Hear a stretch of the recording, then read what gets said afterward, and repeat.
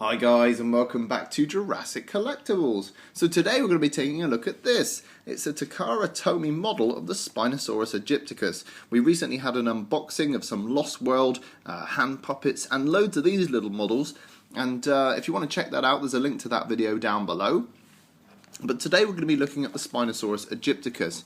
Now, we recently also reviewed some Tomy figurines. I'll put a link to that playlist down below. And we found that they were surprisingly detailed. They came in a sort of kit form like this. You just slot them all together, there's no glue required. But the detail on them was absolutely staggering. So we're really excited to have some new models on the channel. So you get this little leaflet or sort of pamphlet with your dinosaur. And I'll just focus on that quickly so you can see. There we go. So you can see the picture of the Spinosaurus aegypticus, and he does have some prey in his mouth. So we'll take a closer look at that in a minute. And here you can see Spinosaurus aegypticus, and there's lots of Japanese lettering there giving you some more information.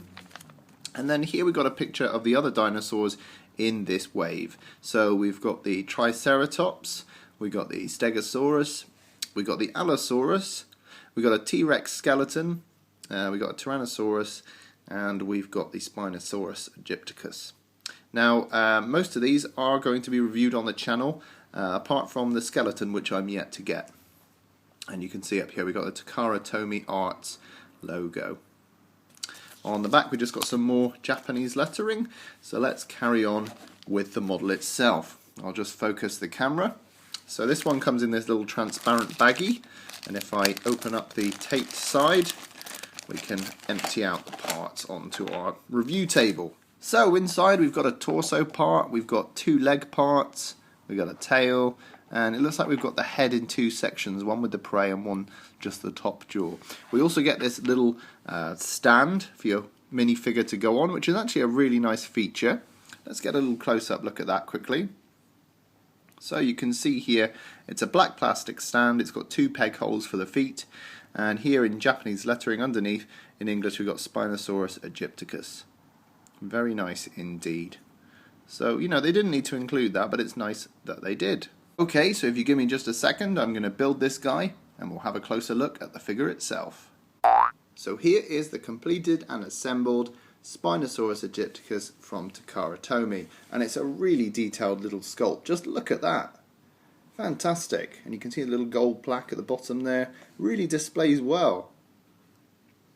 And the seam lines aren't too bad. Probably the worst part is around the neck. But if you look at the legs, I mean, it's really hard to tell that those were separate parts. Really nice. And it does very much resemble the Spinosaurus we see in Jurassic Park 3. Okay, so let's take a closer look. First of all, the prey. This is a coelacanth, which up until 1938 we believed was an extinct prehistoric fish. But they actually found one around the waters in South Africa, and we now know this is not an extinct fish. Pretty cool.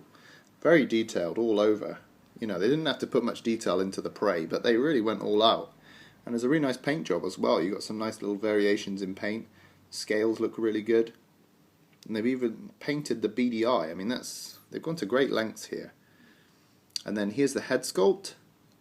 Very reminiscent of what we see in Jurassic Park 3. The teeth could be sculpted a little bit more defined, but I'm really getting picky now. The eyes are really nicely painted. There's actually a variation in the eye direction on each side. One's facing outwards and one's facing downwards more, so you get sort of a variation in the way that the dinosaur looks if you turn him round. Really nice neck muscles showing through there. Individually painted finger claws. I mean, for a model of this size, that's pretty staggering. And then the spine is really nice. Some lovely striations running all the way along it. You can see the rib cage protruding through. Underneath we've got nice sculpted musculature, the chest muscles there, and also in the leg muscles you can see the definition going all the way down the back leg there. Really nice. Nicely individually painted toe claws. Just a really staggeringly detailed little figure. All the tails come a little loose there. I'll seal that up. Really nice creases running all the way along here. And I love all the little crocodilian lumps and bumps going along the tail here, and it comes around in this nice little curl at the end.